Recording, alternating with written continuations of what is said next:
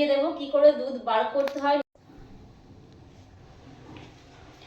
Hello guys, আজকে আমাদের বাড়ি জানো কি রান্না হচ্ছে? আজকে আমাদের বাড়িতে রান্না হচ্ছে চিংড়ি মাছের মালাইকারি। তো অনেকদিন পরে হচ্ছে, আগে তো খুব ঘন ঘন খেতাম, আর এবার কিন্তু আবার ইচ্ছা হলো চিংড়ি মাছের মালাইকারি খাবো। তো দেখো চলে এসছে চিংড়ি মাছ। এবার চিংড়ি মাছটা আমি ভালো করে বাছবো, তারপরে তো আর বাকি কাজ তোমার সঙ্গে সবটাই শেয়ার করবো। চিংড়ি মাছটা কি করে বাছি দেখো।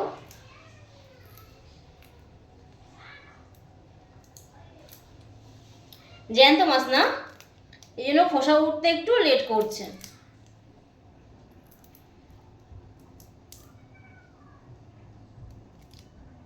তাই জ্যান্ত মাছ না নিয়ে আসা ভালো বেশি। জ্যান্ত মাছের খোসা উঠতে একটু লেট হয়।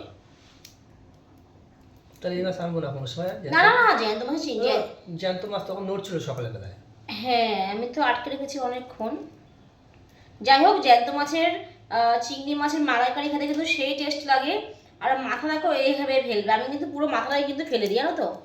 এ দেখো এইভাবে ফেলবো মাথাটা, দেখো কিছু কিন্তু নেই, থাকলো না কিন্তু। এবার এইগুলো জাস্ট এইভাবে কাটবো,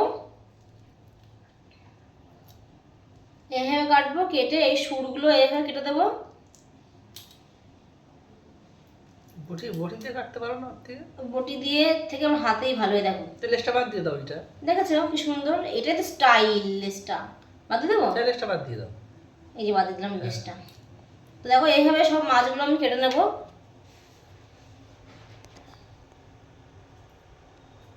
ভালো করে মাছটা মেন মাছটাই ভালো করে কাটতে হবে, নাহলে কিন্তু চিংড়ি মাছের মালাইকারি থেকে মাছটা মেন কেটে পরিষ্কার করতে।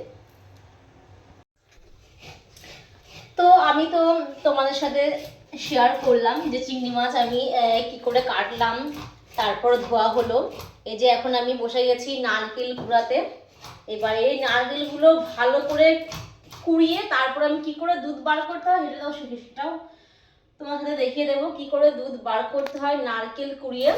আর নারকেল করানো হলে খুব ওটা শক্ত বিষয়, এটা কাজ, মানে খুব একটা কষ্টের কাজ। তো মাছ কেটে আমার ধোয়া হয়ে গেছে, পরিষ্কার হয়ে গেছে মাছ। এবার হচ্ছে দেখো আমি নারকেলটা উষ্ণ গরম জল করেছি, তার মধ্যে দেখো নারকেলটা দিয়ে দিয়েছি। এবার আমি এভাবে ভালো করে এটা চটকে তারপরে নারকেলটা এরমভাবে চিপে চিপে আমি দুধ বার করে নিয়েছি। দেখেছো দেখো দেখো দুধ। এবার আমি এগুলো চিপে চিপে এগুলো ফেলে দেবো, এই যে নারকেল ছাওয়াটা ফেলে দেবো। আর এটা আমি ছাঁকনি দিয়ে ভালো করে দুধটা ছেঁকে নেবো। তো এই যে আমি কড়াইতে সর্ষের তেল আমার দেওয়া কমপ্লিট। দেখো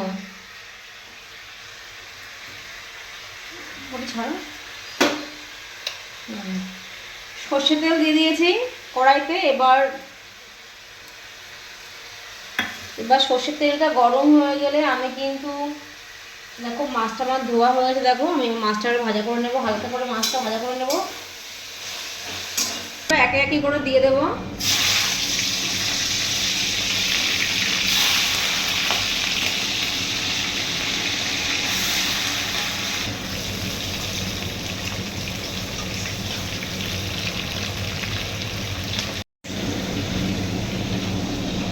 তোমার মাছ ভাজা দেখা কমপ্লিট। এই মাছগুলো বেশি ভাজতে নেই, হালকা হালকা করে ভাজতে হয়।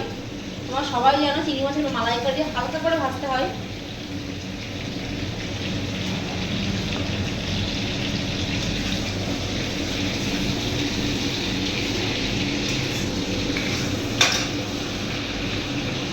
হয়ে গেছে, এর মধ্যে আমি দিয়ে দেবো দেখো তেজপাতা।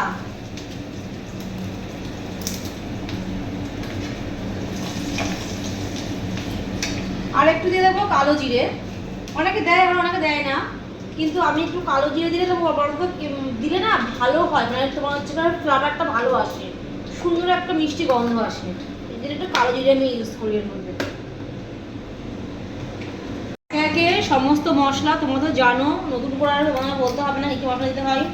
আদা, জিরে, লঙ্কা,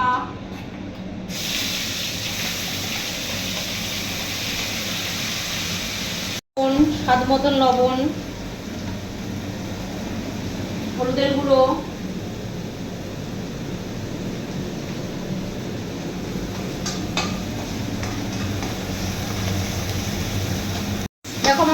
মশলা দেখো ভালোভাবে দেখো কষানো হয়ে গেল, দেখো ভালো করে মশলাটা আমার কষানো হয়ে গেল। এরপর আমি দেখো মাছ, ভাজা মাছগুলোর ভেতরে আমি দিয়ে দেবো।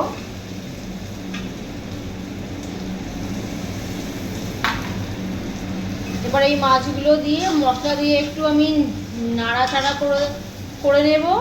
আর এখনো কিন্তু সব থেকে মেন জিনিসটা কিন্তু এর ভিতরে দেওয়া হয়নি, বুঝতে পারছো কি দেওয়া হয়নি, এর মধ্যে কিন্তু দুধটাই অ্যাড করা হয়নি। দেখো এই দুধটাই কিন্তু অ্যাড করা হয়নি, দুধটা আমি দিয়ে দেবো শেষে।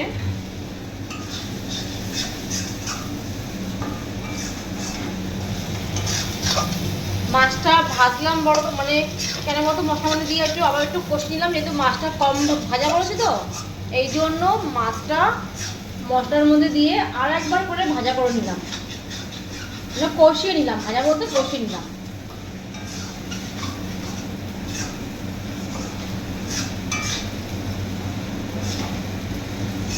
তাই এর মধ্যে কিন্তু এবার নারকেলের দুধটা কিন্তু আমি অ্যাড করছি।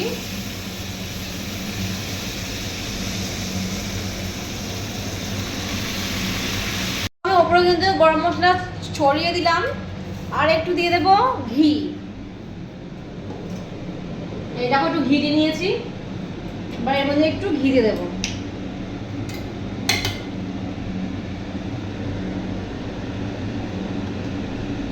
দেখো সামান্য, কিন্তু বেশিটাও না, কিন্তু একদম।